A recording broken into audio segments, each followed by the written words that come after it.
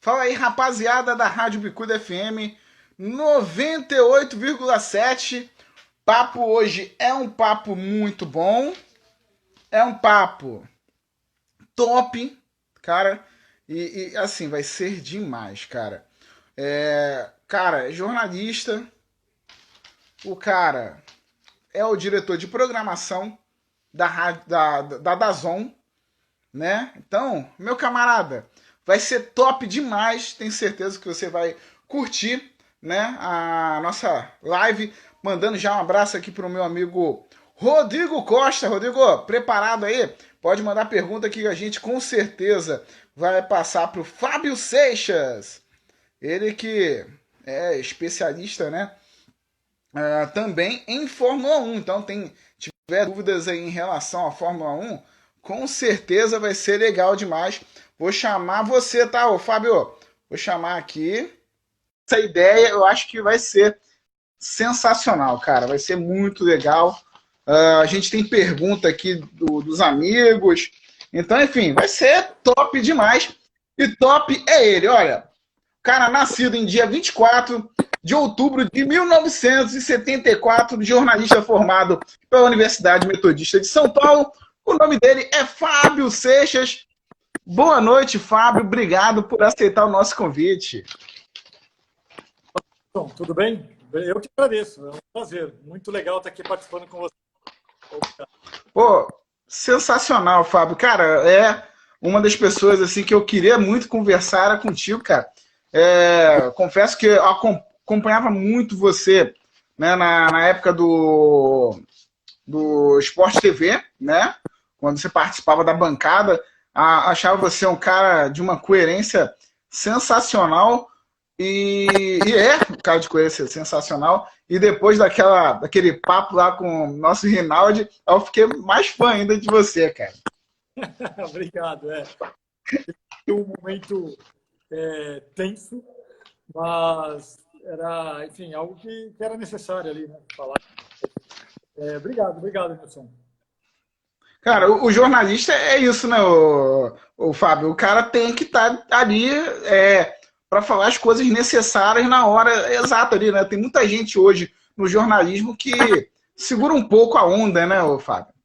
A gente tem um ditado no jornalismo, né, um lema no jornalismo, que é uma frase do Milor Fernandes, né, que diz que jornalismo é oposição, o resto é armazém de secos e molhados, né? Então é isso. Acho que a nossa principal função é questionar, né? É olhar, é ser um fiscal, estar do lado da população. O trabalho que vocês fazem aí numa rádio comunitária, sabe, é muito em cima disso, né? De poder ajudar. Acho que ajudar levando informação, né? Esclarecendo, deixando as coisas mais claras, né? Então é isso. Acho que essa é a nossa principal missão. Muitas vezes as pessoas se confundem.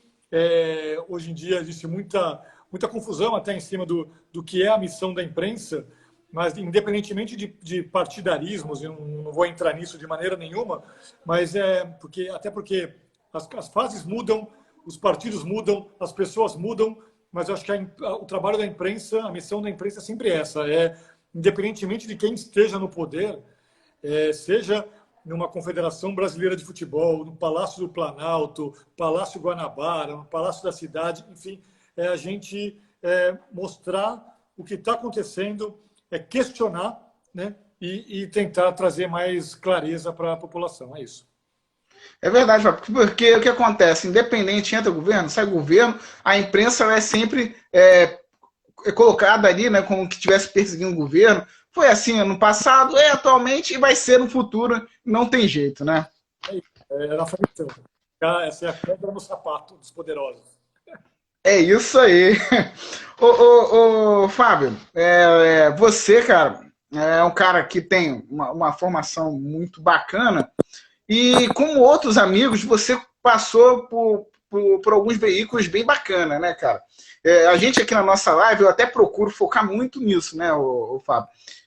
Na carreira, né, na sua carreira, por onde você passou, contar um pouco também da sua experiência, porque o nosso trabalho na nossa live não é só pra gente aqui. é para a comunidade, porque essa live ela vai ser aproveitada na nossa programação.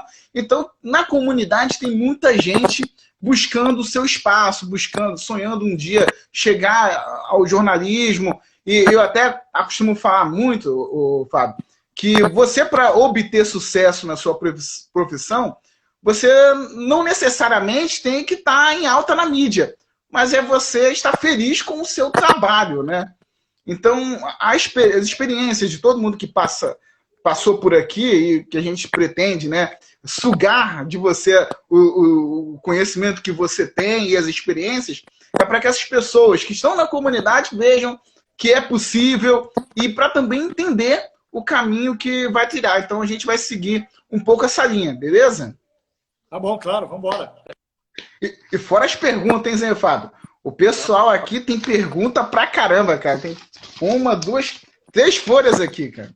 Pô, Mas vamos lá. Ô, Fábio, eu queria que você contasse como foi, né, que surgiu o estalo para seguir o jornalismo, cara. Porque geralmente quem segue o jornalismo é a galera que queria ser jogador de futebol, não tinha talento, e aí foi por esse caminho. Como foi a sua história? Olha, ó, mandando um beijo aqui para a Júlia Guimarães, ó, grande repórter da TV Globo, acompanhando a gente aqui. Ó, outra aqui você Hoje.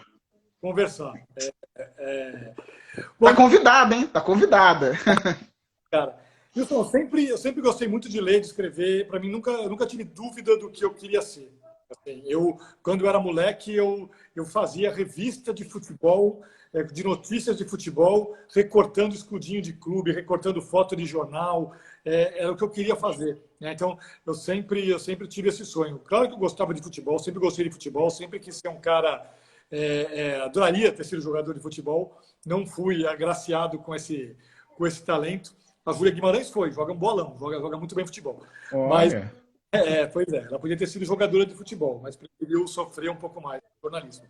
Mas, então, eu sempre quis, de alguma maneira, estar envolvido com o esporte e quando juntaram essas duas paixões, né? Minha paixão pelo esporte com a minha paixão por ler, escrever, e aí foi meio que automático. Eu nunca tive muita dúvida do que fazer, né?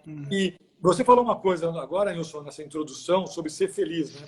Então é isso, não é onde você está. Você não precisa estar apresentando o Jornal Nacional ou escrevendo para um grande jornal ou falando numa grande rádio. Acho que você precisa estar feliz, e sabendo que tem lugar para tudo. Você tem, dentro dessa missão de informar e de esclarecer, você tem vários níveis. Você pode estar falando para o mundo inteiro numa TV de alcance internacional. Você pode estar falando para a sua comunidade.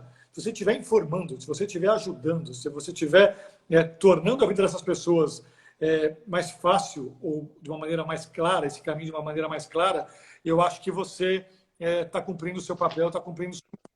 Então, mas voltando, para mim foi isso. Era juntar duas paixões, escrever, querer deixar as pessoas informadas e o esporte, né? Então, e é claro que no começo eu não cheguei trabalhando com esporte, né? Então, esse caminho sempre bastante curioso e acho que vale como exemplo para quem quer entrar na profissão, né? Eu comecei trabalhando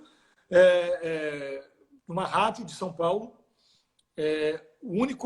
Quando chegou a proposta de emprego, era para trabalhar numa rádio da meia-noite às 6 da manhã, fazendo plantão da madrugada.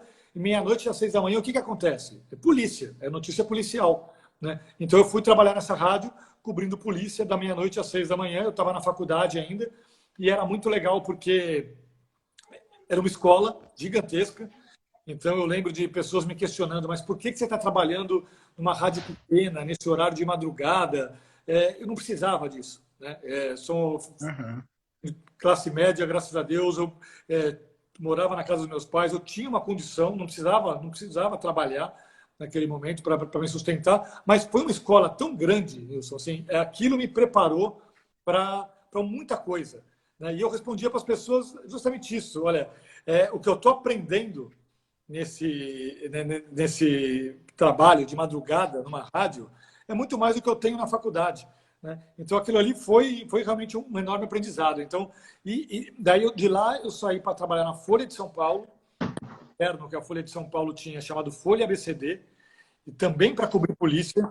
Então, eu lembro que, tipo, no terceiro dia de Folha de São Paulo, eu estava cobrindo rebelião no presídio, e naquela época, né, isso em 95, a gente ia para a rua, o chefe, meu chefe, falou, abre a mão. Eu abri a mão, ele me entregou um monte de ficha telefônica, as pessoas não devem nem lembrar o que é isso, mas eu ia para a rua com um monte de ficha telefônica no bolso, porque aí eu ia cobrir a rebelião no presídio e ficava num orelhão na frente do presídio, colocando ficha telefônica e passando a notícia para o jornal, porque alguém ali estava digitando o que eu estava escrevendo para colocar a notícia no jornal no dia seguinte. Então, é assim. Né? E daí, todo dia, eu ia lá no editor de esportes da Folha. E, enfim, um dia eu me apresentei para o cara, falei, olha, meu nome é Fábio, eu gosto muito de esporte, gostaria muito de um dia trabalhar aqui com esporte. E, sei lá, batia, enfim, passava de vez em quando, oh, lembra de mim? E conversava com o cara, e discutia, e trazia ideias, até que um dia, depois de quase 2 anos, pintou uma vaga na editoria de esporte da Folha, e aí ele me chamou para trabalhar lá.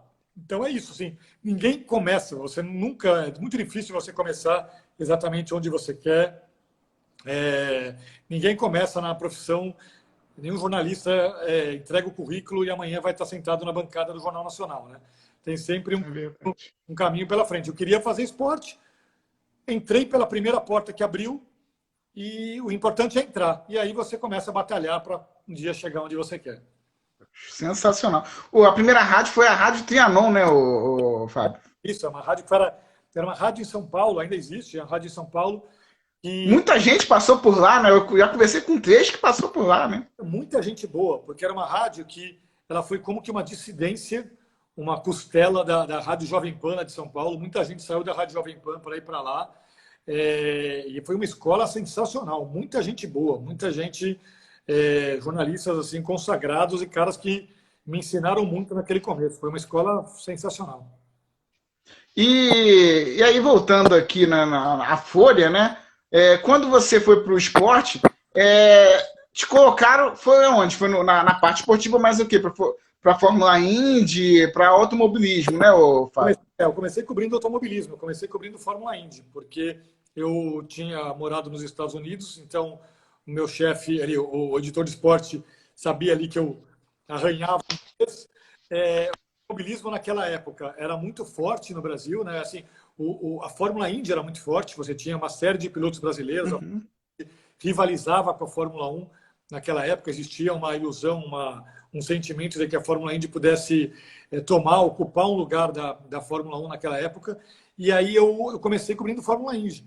E na época não era só eu, não era só a Folha. O estado de São Paulo tinha o José Emílio Aguiar, que cobria Fórmula Indy para o estado de São Paulo. Outros jornais mandavam jornalistas correspondentes para cobrir Fórmula Indy. E a gente cobria Fórmula Indy em 97 e 98. O Thiago Alves, da Fox Sports, está acompanhando a gente aqui também. Pô, Thiagão, tamo junto. Tempo bom, é isso mesmo, porque o Thiago é um apaixonado por automobilismo, por Fórmula Indy. Em 97 e 98, que foram os anos que o Zanardi reinou na Fórmula Indy, eu cobria temporadas inteiras ali, todas as corridas, porque o jornal bancava. E foi muito legal também, foi uma baita de uma escola. Foi o meu primeiro contato ali cobrindo automobilismo, e ali você tinha um acesso que a Fórmula 1 não libera para ninguém há muito tempo, sei lá, desde os anos 70. Na Fórmula 1 dos anos 97, 98, eu bati o home do Zanardi, no trailer dele, ele abria a porta, eu entrava e tomava um café com ele e entrevistava ele. E isso com todos os outros pilotos também. Então, foi uma escola sensacional e foram anos deliciosos, assim, e gosto muito gostava muito daquela época. E deixa eu te fazer uma pergunta. Até o grande Eduardo Afonso também já te conversou aqui, entrando na nossa live. Grande Edu. Mas você já acompanhava, o Fábio, automobilismo, ou foi assim, uma oportunidade mesmo? Acompanhava de longe, ou você realmente tinha aquela coisa assim de acompanhar? Nilson, eu não era aquele tarado por automobilismo, assim, aquele cara tipo que sabe o terceiro colocado do GP da França de 78. Nunca fui esse cara. Mas acompanhava. No Brasil, dos anos 80, 90, todo mundo acompanhava automobilismo, todo mundo acompanhava a Fórmula 1. Então, todo mundo acordava. Se você não acompanhasse automobilismo, Fórmula 1, você chegava no domingo na pelada, na turma dos amigos, na festinha de aniversário, você não tinha assunto, porque o assunto É era verdade.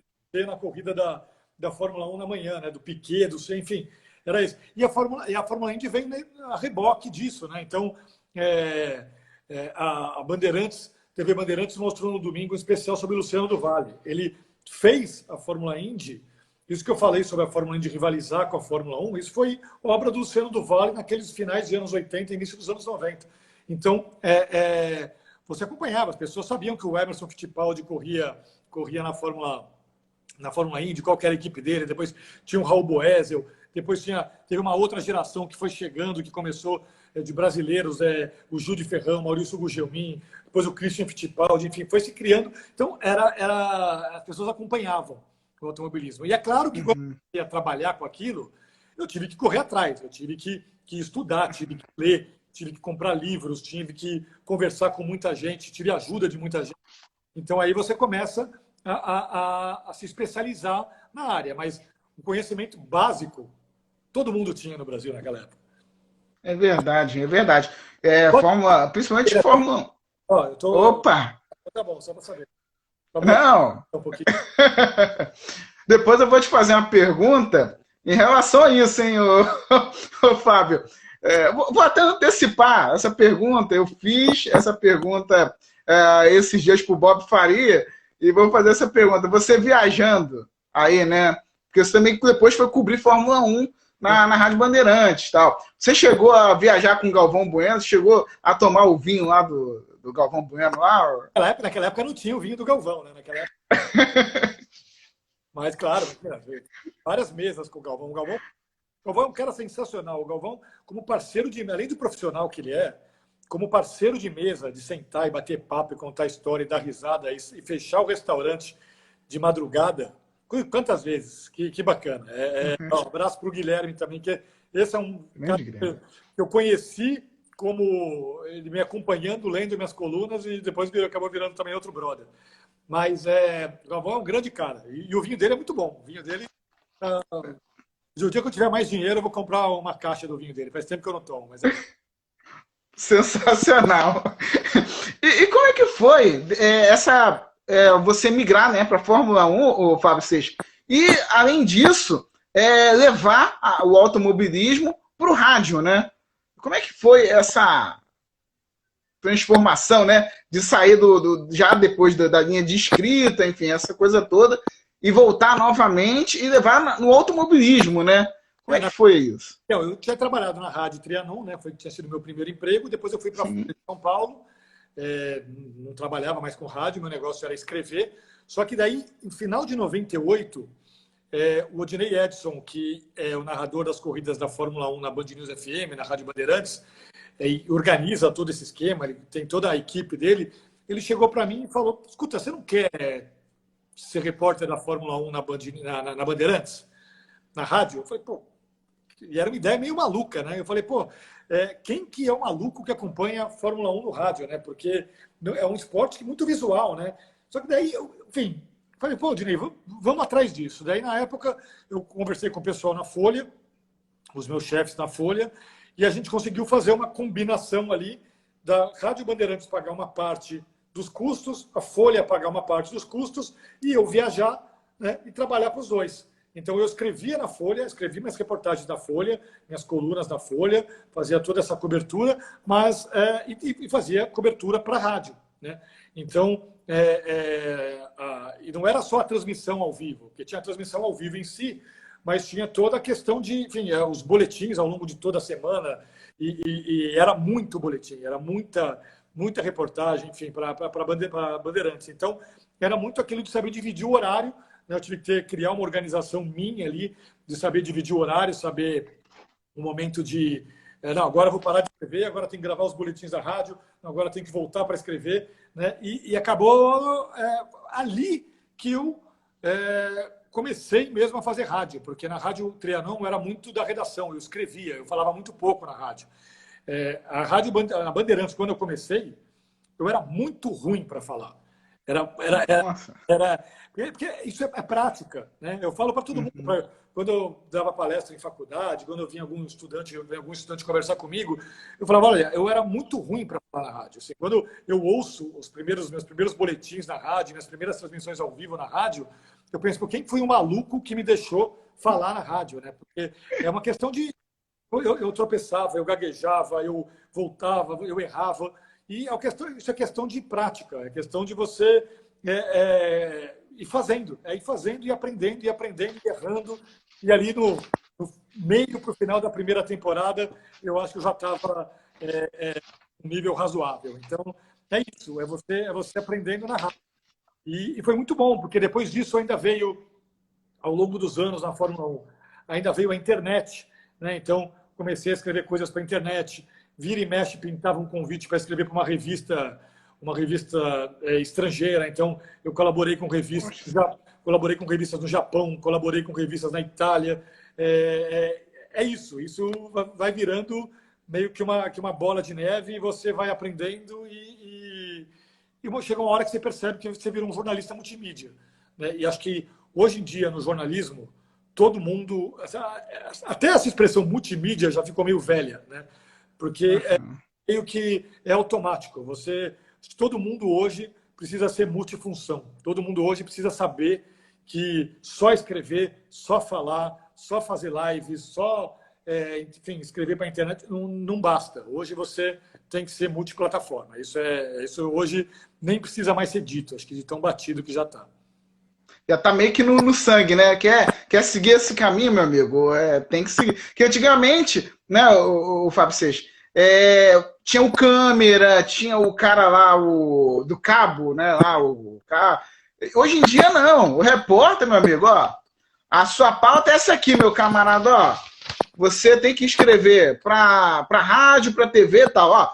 Toma aqui ó, o papel, o celular, se vira. Né? Hoje em dia é basicamente isso, né? A Júlia Guimarães estava aqui com a gente. A Júlia foi do programa Passaporte Sport TV.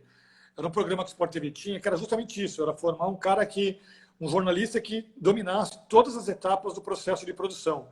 Então, a Júlia, por exemplo, ela foi na Olimpíada de 2012 para... 2012, imagina, tô maluco, 2016. Ela estava na Grécia, né? E ela sozinha. E ela filmava, ela escrevia, ela editava e ela entregava o VT dela, a matéria dela para o programa, assim, para o Tá na Área, para o Redação Sport TV, fechada, pronta. E é isso que hoje você espera de um profissional. É claro que você sempre vai continuar tendo o repórter cinematográfico, e eles são altamente necessários, e são artistas, e existem caras sensacionais, que você sempre vai precisar desse cara para uma reportagem especial, para uma reportagem que precisa de um tratamento estético, que precisa de uma captação mais bem feita. Mas você tem espaço para todo mundo. E você também vai ter espaço para o cara que vai viajar sozinho para a Grécia, como a Júlia foi, e vai entregar o seu material pronto, editado. Então, tem espaço para todo mundo, né? Mas esse jornalista hoje, multiplataforma, esse cara tem um campo que hoje é muito grande. Sensacional. E aí, foi o que você falou, passou para escrever pela internet, que foi o grande prêmio, né? Que é o do Flavinho, né? O Flavinho nunca, não. O Flavinho nunca me convidou. Não, né? O Flávio, imagina. Pô, aí, ó. O Flavinho tá devendo aqui, tá devendo convidar o Fábio, hein? Não, eu escrevia para o meu próprio blog. Eu tinha um blog. Um blog na Folha, que depois esse blog migrou para o UOL, depois esse blog foi para o Globoesporte.com. Enfim, tá? Era um blog. Enorme prazer escrever para o blog. E sinto enorme saudade de escrever para o blog. E você também fez programa, né, o Fábio? Fez o Pit Stop, né? Então, também. O Pit Stop, que também era muito legal. Era um programa de internet ali que também era algo meio pioneiro. Não existia muito isso na época, né? Mais ou menos isso que a gente está fazendo aqui agora. E a gente poder fazer o que a gente está fazendo aqui agora com um celular em cima da mesa era impensável. Na época, para fazer o Pit Stop, tinha que ter uma produtora, tinha que ter uma câmera. É mais ou menos isso que a gente estava falando agora. tinha que ter uma iluminação, né? E hoje a gente consegue bater um papo aqui ao vivo com o celular. E eu não estou falando de século passado, século retrasado. O Pit Stop a gente gravava e precisava de tudo isso 7 anos atrás. Então, Caramba. as coisas evoluíram, né? É um negócio absurdo, né? E também você, a partir daí, né, dessas viagens, você também fez cobertura da NBA, né, de torneios de tênis da França, Espanha, Estados Unidos, Canadá, Olimpíadas de Sydney, Atenas, Pequim. Cara, eu queria te fazer uma pergunta, Fábio. Com tantos eventos assim especiais, assim, qual o evento que mais te marcou nessa extensa lista que eu coloquei, por exemplo, aqui, só de início? Tá, já deu uma travada. Era o André Rizek me ligando. O Rizek não larga. Esse é outro pra você convidar, hein? Pô, o Rizek, ó, Fábio, se o Rizek quiser aceitar, que eu já mandei convite, mas ele não olha Instagram, ele não olha rede social, cara. Vou encher o saco dele lá. Mas isso é difícil. Eventos, assim, eu gosto muito, eu gosto muito de Olimpíadas. Assim, cobrir Olimpíadas sempre foi muito legal. Cobrir a minha primeira Olimpíada, que foi a Olimpíada de Sydney em 2000. Você está numa cerimônia de abertura de uma Olimpíada, assim, é algo que você chega e você fala, posso morrer amanhã, né? Tô satisfeito, tô feliz, né?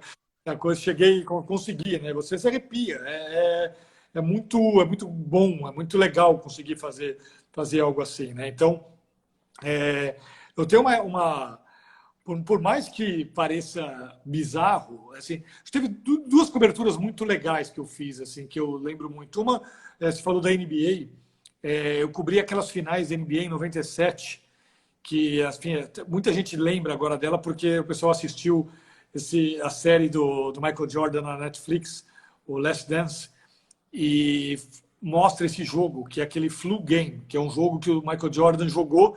Ele tinha tido o famoso piriri, né? E na época o pessoal falava que era febre, enfim, que ele estava mal, e eu cobri esse jogo, né? Foi um dos jogos das finais entre o Chicago Bulls e o Utah Jazz. E o Michael Jordan destruiu com o jogo, acabou com o jogo, mesmo estando completamente apático, doente. E foi uma das maiores demonstrações de um atleta que eu vi ao vivo ali, no estádio, né, no caso. Então, aquilo foi sensacional. Aquilo é para lembrar para sempre, né? E teve um episódio que foi na Olimpíada de Atenas, em 2004, e pode parecer bizarro lembrar dele, mas para mim foi muito significativo porque foi a final do levantamento de peso nos Jogos de Atenas, né? Só que o que acontece? Tinha um cara que era o grande herói da Grécia, que era o cara que levantava o peso ali, enfim, e todo mundo achava, o cara era o Pelé da Grécia, e todo mundo achava que ele ia ganhar de ouro. Ele ia ganhar aquela medalha de ouro e construíram um ginásio para o levantamento de peso na Grécia para aquele cara ganhar a medalha de ouro. E afinal, eu falei para o meu chefe na época, eu falei, eu tenho que cobrir essa final, porque essa história é sensacional. O meu chefe me mandou, eu fui, né? E aí era um ginásio inteiro torcendo para um cara. E na final, no momento final, era ele e um outro cara da Turquia. E Grécia e Turquia, como Brasil e Argentina, né? É uma rivalidade absurda. E na hora do levantamento final desse cara, do grego, ele começou a levantar o peso, o ginásio estava em silêncio, um silêncio absurdo. Caraca. No instante final, ele deixou o peso cair. E quem ganhou a medalha de ouro foi o turco. Então aquilo foi o maracanazo deles.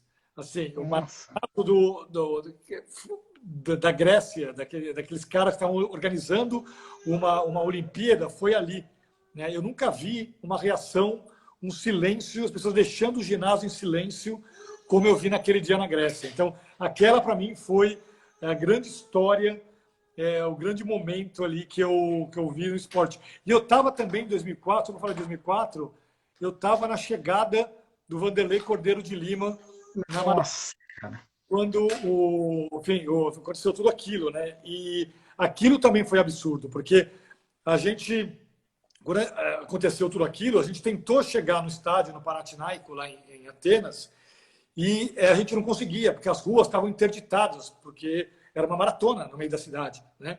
Então, eu e mais alguns colegas, tal, o Alex Miller, a gente teve que era meu colega na Rádio Bandeirantes na época, estava na TV Bandeirantes, a gente teve que descer do carro em algum momento e a gente saiu correndo o percurso da maratona olímpica, os últimos 2, 3 Nossa! a gente correu com equipamento, carregando um monte de equipamento, para chegar no estádio antes do Vanderlei, para fazer a chegada.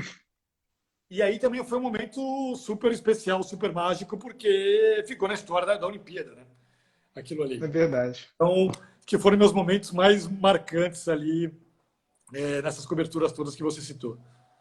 Cara, e essa corrida aí que o senhor lá segurou o bandeira, ele perdoou, mas eu não consigo perdoar até hoje, porque ficou um. Era um padre irlandês, padre Fábio Warren. Eu sou bicampeão desse cara, porque esse cara também invadiu uma vez uma corrida de Fórmula 1, Silverstone, na Inglaterra, e eu estava nessa corrida também. Então, eu estava Caramba! 2 eventos que esse cara invadiu. Então, realmente, o Vanderlei é um grande cara, porque é difícil perdoar. Ninguém vai saber, ninguém jamais vai saber se o Vanderlei conquistaria aquela medalha de ouro ou não. Mas, se o Vanderlei fosse terceiro colocado, numa corrida normal, talvez ninguém lembrasse disso, né? E para sempre todo mundo vai lembrar do Vanderlei por causa do drama que ele viveu naquele dia lá em Atenas.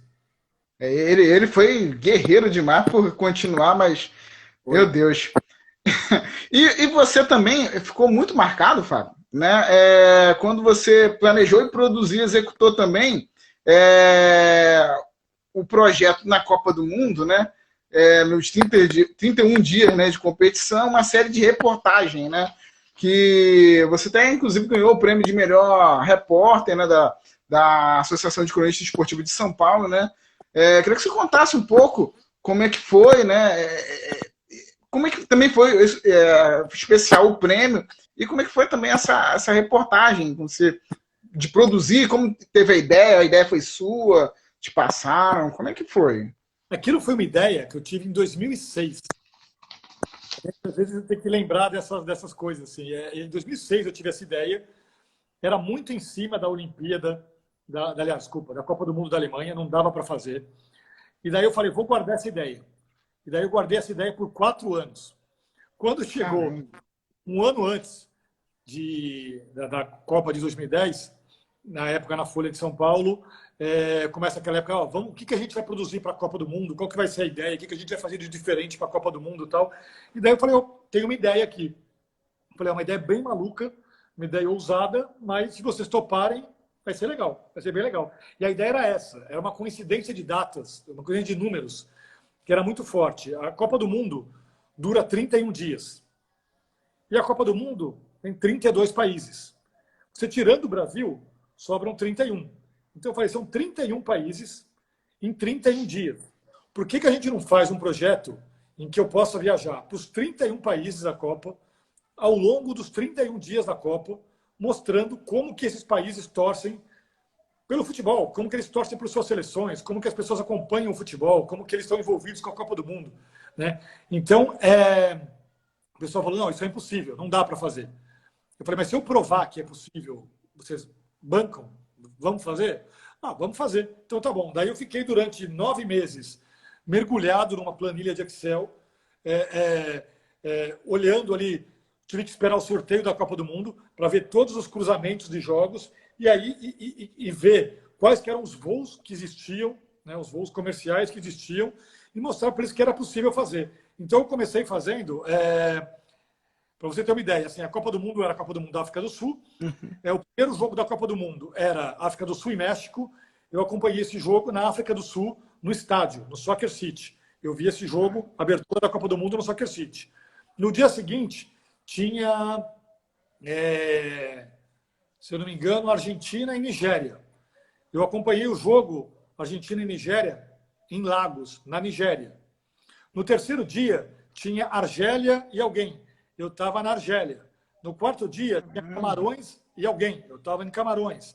E assim foi. Entendeu? Então, cada dia eu estava num país no dia que aquele país estava jogando na Copa do Mundo. E vendo como as pessoas acompanhavam as suas seleções. Né? E aí foi uma loucura, porque eu só fui tomar banho no quarto dia, em Camarões. Nossa. Eu não dormia em hotel, eu dormia em avião.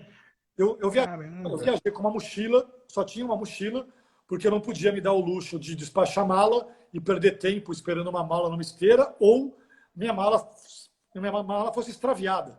Né? Então, minha mala ia ser extraviada um dia na Argélia, 3 dias depois eu ia precisar que minha mala fosse entregue no México. Então, assim, era uma coisa que não tinha o menor cabimento. Então, eu viajava com uma mochila, eu ia jogando roupa fora e comprando roupa ao longo da viagem, né?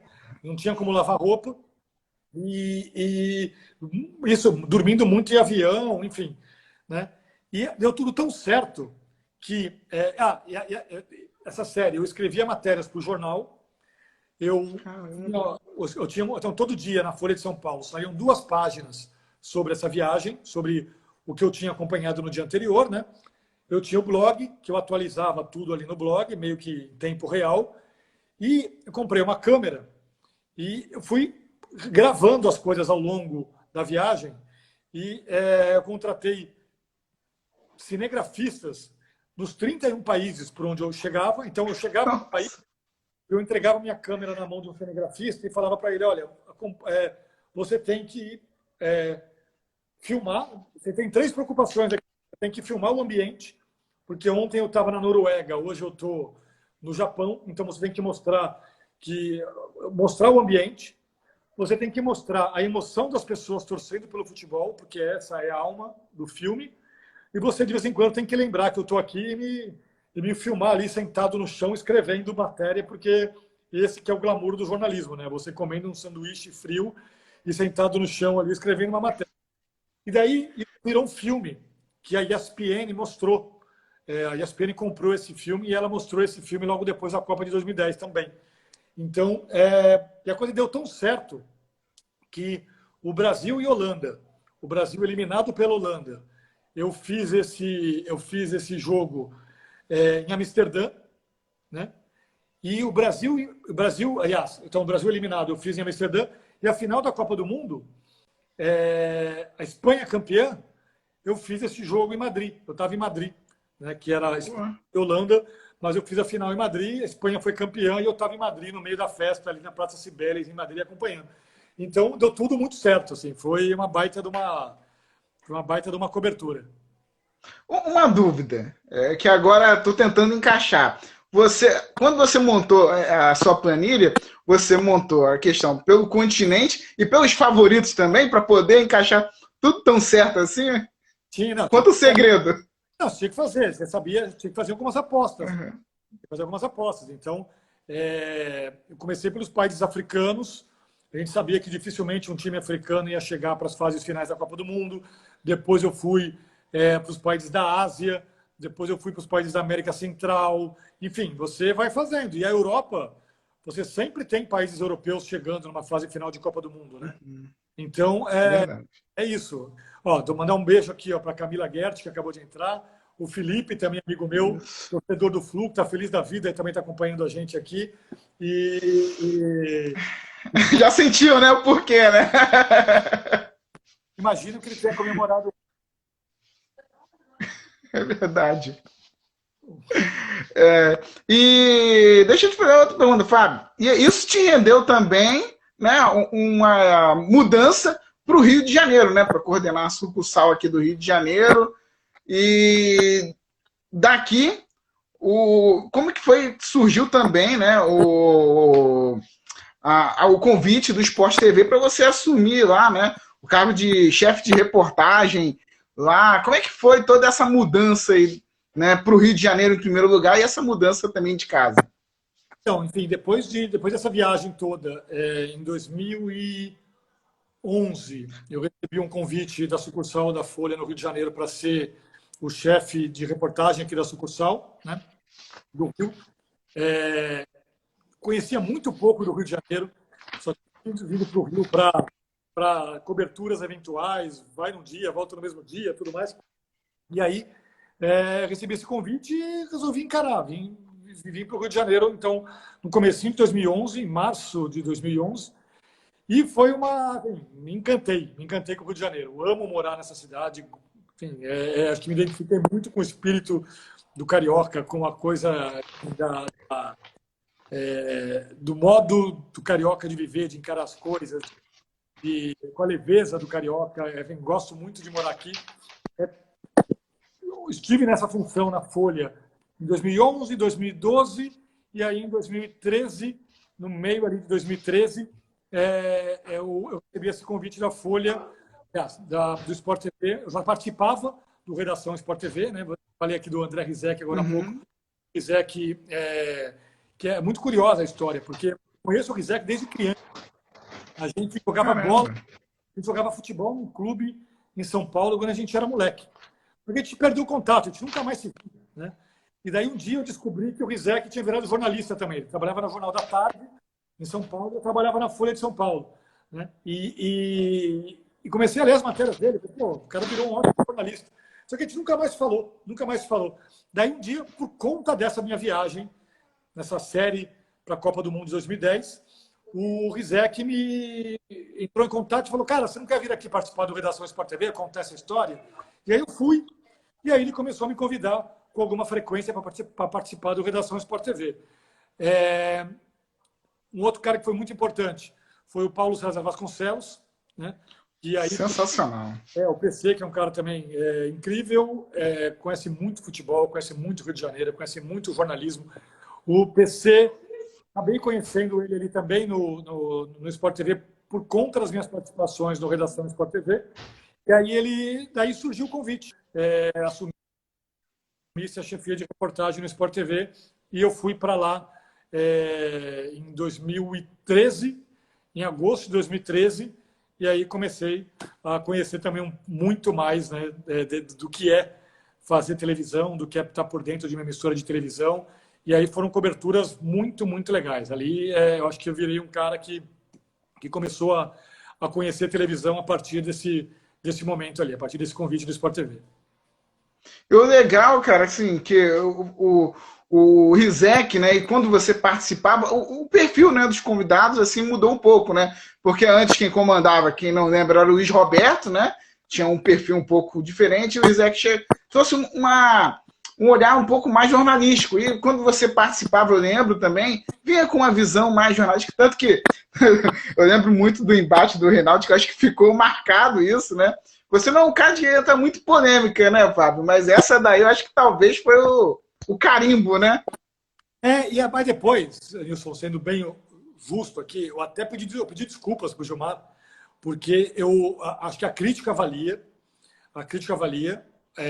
por ser um conflito ali de situações. A informação que eu usei como base para aquela crítica pontual naquele momento era errada, que era que o Diego Alves, que então estava no Valência, né, que ele teria sido um goleiro agenciado pelo Gilmar. E essa informação estava errada.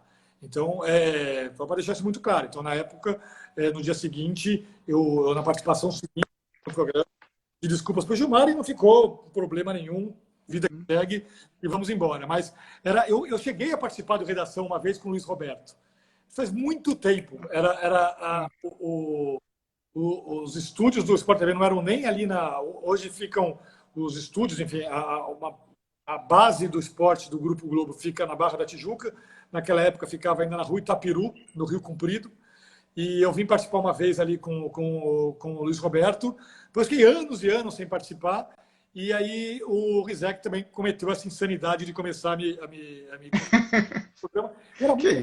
Era muito bacana, assim, porque eu tinha minhas funções no Sport TV de chefe de reportagem, que era toda, enfim, a coisa ali por trás das câmeras, né? E era uma função que eu gostava muito de fazer também, mas era legal poder uma vez por semana trocar ideia, falar, e sempre com convidados muito bacanas. Então, o Rizek, eu, e tinha sempre ali um terceiro, um quarto cara. Então, bater papo ali, ter ao meu lado um cara como o Reginaldo Leme, que foi um baita professor para mim, tanta gente boa que era convidado, ele que era um terceiro convidado, que era o convidado ali do lado. o Roberto Avalone, que depois virou um convidado, que é um cara muito forte em São Paulo, que eu cresci assistindo. Sim. Era muito bom, era sempre legal ter alguém. Às vezes era algum corpo estranho, algum cara que não era muito ligado ao esporte, mas estava ali falando sobre futebol. Era muito bacana participar do Redação Sport TV naquela época. Eu esqueci o nome dele, que era do. Que era, não, né? É do Titãs ainda, né? Que é casado com a Malu Mader. O Tony Belotto, o Isso, Charles Gavan, que também é do Titãs, baterista do Titãs, isso. uma enciclopédia Grande brasileira. corintiano e muito bom de papo, né, cara? Entende mesmo. Grande cara também. Então era muito bacana, assim. Eu gostava muito de participar, né? Época boa. Bom, vamos lá, vamos então chegar agora a DAZN, cara. Queria saber de você, depois de 6 anos, né, no Grupo Globo, chegou, como é que foi o convite da DAZN e como é que foi, cara? Que é uma aposta, né, cara? É algo novo. A gente aqui no Brasil ainda não está muito acostumado com esse mercado do streaming, né? Como é que foi esse convite e o que te motivou, assim, a aceitar, enfim? Como é que foi, em Olha, primeiro lugar, o convite? Anderson, foi uma oportunidade que atiçou muito a minha curiosidade pelo desafio, né? Foi sensacional. Meus anos de Globo foram sensacionais. É uma casa pela qual assim, eu tenho todo o carinho, todo o respeito. A Globo está onde está, faz o que faz, porque ela construiu isso. Assim. Ela tem uma padrão, o tal do padrão Globo de qualidade é real, existe. E foi uma escola sensacional. Mas chegou um momento que quando essa oportunidade se abriu, você fica com aquela coceira, com aquela pulga atrás da orelha, com aquela vontade de falar, poxa, será que é a hora de tentar uma coisa diferente? É a hora de olhar, de desbravar um negócio que está começando e entender como que é. E nesse meu momento da carreira, eu entendi que era a hora de tentar, de ir atrás, de olhar. Né? Então, foi essa minha conversa na época com meus chefes na Globo, que foram super compreensivos, que entenderam, que, enfim, todos, enfim, que eu respeito muito. E eu dei esse passo para entender e começar a conhecer esse mundo do streaming. É um mercado novo, é um mercado em crescimento. O mercado no Brasil está amadurecendo ainda, né? Então, em janeiro, eu tive a oportunidade de viajar, de conhecer a base do DAZN, a sede do DAZN, que fica na Inglaterra, e depois conhecer as operações que o DAZN tem na Alemanha, na Itália. Já são operações de grande porte, né? Já são emissoras de TV que lembram muito as emissoras de TV que a gente tem aqui no Brasil, né? Porque as pessoas já estão acostumadas, já é um mercado maduro, né? Então, você olha os números que o streaming consegue hoje em territórios como esse, em países como esses, Alemanha, Itália, Japão, Canadá, são números que já rivalizam com de emissoras de TV tradicionais, né? Então eu quis dar esse passo, eu quis começar a aprender, quis começar a entender. Eu acho que valia a pena. E valeu muito a pena, está valendo muito a pena. Estou conhecendo muito, estou aprendendo muito, sabe? Eu acho que a vida é aprender, né? Acho que quando chega uma hora que você está que você já está se sentindo um pouco acomodado, ou você já acha que você está entendendo demais os processos, acho que é hora meio que apertar o reset e começar de novo, e começar a entender um pouco e se desafiar para outras coisas. Então, é isso que eu estou vivendo exatamente agora. Estou conhecendo esse mercado. Quando você vê um número como o que o Fluminense conseguiu ontem numa live, ou como o Flamengo tem conseguido, que mostra o potencial do mercado, né? Então, é isso, assim, um dia tentar entender se isso é possível no streaming. Eu acho que é. Né? Hoje, o streaming no Brasil já é forte para você assistir conteúdos on demand, né? Para você assistir um filme, uma série, né? E a gente está entrando para que as pessoas também tenham esse hábito de ver esporte ao vivo. E a gente já tem conseguido resultados muito legais. Então, está sendo um desafio muito, muito, muito bacana. Ô, Fábio, dedo seu. durante essa pandemia, esses programas que a DAZN tem produzido, tem programa que até o João Venturi faz lá, né, do Campeonato Inglês, tem também agora com o Rafael Oliveira, foi também um pouco, já um pouco aí do seu dedo, até para poder também driblar, né, essa crise que, de certa maneira, dificultou para todo mundo, né, o Fábio? Não, todo mundo teve que sair com suas soluções, né? Todo mundo teve que criar. O esporte ao vivo parou durante 3 meses no mundo inteiro, né? Então, todo mundo teve que criar soluções. Então, houve reprises de jogos antigos, jogos clássicos, a gente fez isso, o Sport TV fez isso, a ESPN fez isso, a Fox fez isso, a gente criou, a gente trouxe uma nova propriedade, um novo direito, que é de esportes, também foi outra saída, né? Muita gente acabou apostando nos esportes, então a gente também tem hoje um campeonato de futebol virtual, de FIFA, e muita gente também foi atrás disso. Então, acho que é isso, todo mundo teve que buscar soluções de conteúdo para preencher um espaço e para tentar ali captar a atenção daquelas pessoas que estavam em casa, trancados em casa e sedentas por conteúdo, né? Querendo consumir conteúdo. Verdade. Então, cada um atirou com as armas que tinha na mão e a gente também foi atrás disso. Sensacional. Olha, eu vou tentar agora aqui, que só dura 1 hora nessa live aqui do Instagram, e eu tenho aqui, ó, a lista de perguntas. Opa! Vou tentar aqui, aí, Fábio, você não precisa adentrar muito no assunto, não, pra gente não perder o tempo e tentar responder o pessoal. Beleza? Só com sim ou não, hein? Show. Ó, o Brian, colega nosso aqui, mandou uma pergunta para você. Ó. Ele está perguntando como você vê a decadência da equipe Williams. Tem algum fator primordial que causou a queda ou algo desse tipo? A Williams, na Fórmula 1, na verdade, a decadência da Williams começou nos anos 90, né? Quando a Williams ela perdeu o bonde de se aliar a alguma grande montadora de carros. Então, na época, todas as grandes equipes estavam se aliando a montadoras. Então, a McLaren com a Mercedes, na época, a Ferrari já tinha uma montadora por trás, a Fiat, enfim, as grandes equipes todas estavam se unindo com uma grande montadora. A Williams, ela quis manter o espírito independente, o espírito de garagista, o espírito de origem da Fórmula 1, né? Que é muito bonito, é muito legal, é até poético, mas ela perdeu o bonde da história. Então, todo esse dinheiro das montadoras que veio e que meio que mudou o nível das equipes, a relação de forças das equipes, a Williams não pegou. E até hoje não se recuperou. Então, foi aí que ela realmente ficou para trás. Sensacional. E ele pergunta aqui também, se Senna não tivesse morrido em Imola, você acha que a temporada de 1994 poderia ser vencida pelo brasileiro? E ele continua, já que o seu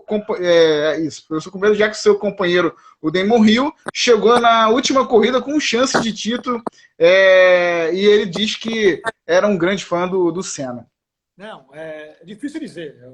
Não dá para dizer se ele seria o campeão, mas que a briga com o Schumacher seria muito forte, ele levaria até o final do campeonato, isso seria. O Schumacher já era um cara em ascensão, já era o piloto do futuro naquele momento. A Benetton daquele momento já era, até hoje, né, uma equipe que um carro que era cheio de suspeitas e irregularidades, embora nunca tenha provado nada contra, mas não dá para dizer que seria campeão, mas que a briga ia ser bonita até o final do campeonato ia. Sensacional. O meu amigo Anderson Ribeiro, lá de Barra Mansa, pergunta para você, o Fábio. Pergunta para ele como andam as negociações para o retorno do campeonato italiano na plataforma, e se irá voltar ou não. É meio complicado de saber, né, Fábio? Negociando, tudo que estamos negociando. Show de bola. Vamos lá, deixa eu ver aqui outra pergunta. Dá uma pulada, que não vai dar para colocar de todo mundo, né? Ricardo França, né, faz a seguinte pergunta. Vivemos numa sociedade que resiste ao novo e os meios convencionais de assistir eventos esportivos. Por muito tempo, são os mesmos como quebrar esse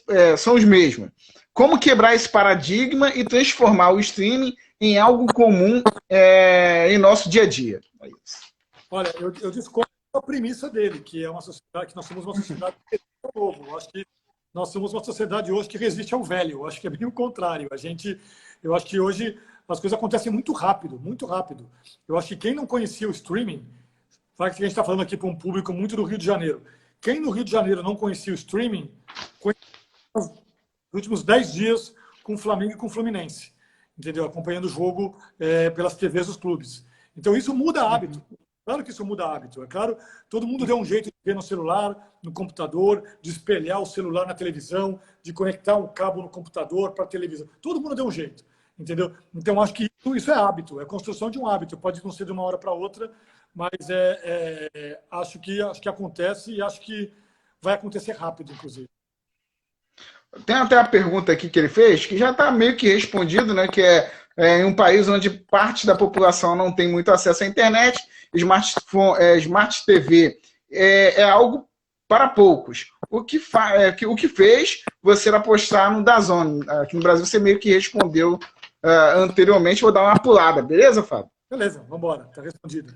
Vamos lá, deixa eu ver aqui, vamos lá. E como você vislumbra o que seria um mercado a se explorar ainda no Brasil? Como que você vislumbra?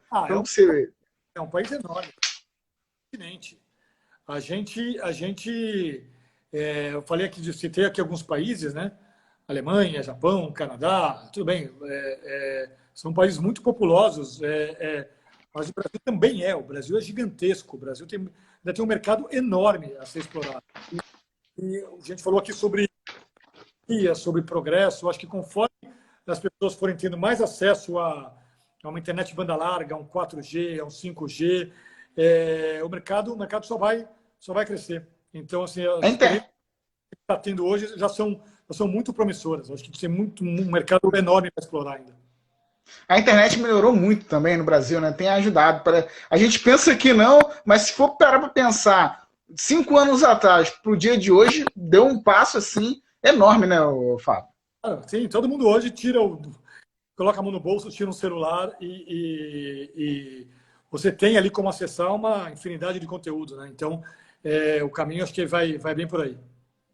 Ele pergunta também, Ricardo França, qual a perspectiva de crescimento da empresa para um futuro a médio prazo? Olha, é difícil de falar, né? Porque não sou nem eu que falo sobre isso. Eu sou o cara né? Mas a ideia é crescer, A gente está muito no começo. O DAZN tem pouco mais de um ano no Brasil e a gente já conseguiu números muito expressivos e coberturas como a transmissão da Recopa, por exemplo, o título do Flamengo na Recopa, a gente sentiu o alcance que a gente pode ter, né? Então, é isso. As perspectivas são as melhores possíveis. Olha, essa daqui vai movimentar o mercado do LinkedIn, hein? Olha, o pessoal vai ficar louco agora, Fábio, com essa pergunta aqui. Ele está perguntando aqui, eu acho que também não é muito a sua área, mas você deve ter mais ou menos uma noção, né? Que a empresa pretende crescer, perguntando se a empresa pretende crescer a equipe e qual seria o perfil dos profissionais que ela apostaria, seria nomes consagrados ou iria em busca de novos talentos. O perfil é gente boa, gente que sai para fazer, é isso. Você falou do LinkedIn, você entrar no LinkedIn e colocar ali DAZN, as oportunidades futuras que aparecerem do DAZN vão sempre aparecer ali. Então, essa é uma boa dica para quem está começando, para a moçada aqui, para os estudantes, para quem está no mercado. Ali sempre vai ter uma... Quando pintar alguma chance, alguma oportunidade, alguma vaga, alguma coisa, vai estar sempre ali. Então, vale ficar de olho, vale ficar ali. De vez em quando entrar, fuçar, olhar, porque tem que ir atrás. O LinkedIn é a dica, né? E o Fábio, olha, o Ricardo França é um baita de um narrador, hein, cara? Olha, o dia que se precisarem aí de um narrador, vou fazer uma seleção, o cara é muito bom. E tem um menino também chamado Heitor Frutuoso, que eu chamo de meu menino, mas o garoto, 17 anos, gogó, sensacional. E até faz jogos para a Diverge aqui no Rio de Janeiro, é um garoto bom. Pô, manda você tem meu e-mail, pode mandar. Pronto. Pô, show de bola aí, viu? Agora, tem que falar, antes da gente fechar aqui, Fábio, eu quero agradecer, cara, muito a você, sério mesmo, porque pelo carinho, pela atenção, E eu acho que eu não vi você fazer live. Eu acho que foi meio que uma das primeiras, né, Fábio? É? A live. Ih, a gente vai cair. A gente pode rapidinho só ir e voltar, Fábio, porque vai acabar o tempo para poder me despedir direitinho de você e tal. Tá, então vamos para o encerramento, porque já tem a criança chorando aqui. Não, é rapidinho mesmo, eu prometo. É porque 5 segundos vai cair. Pá, e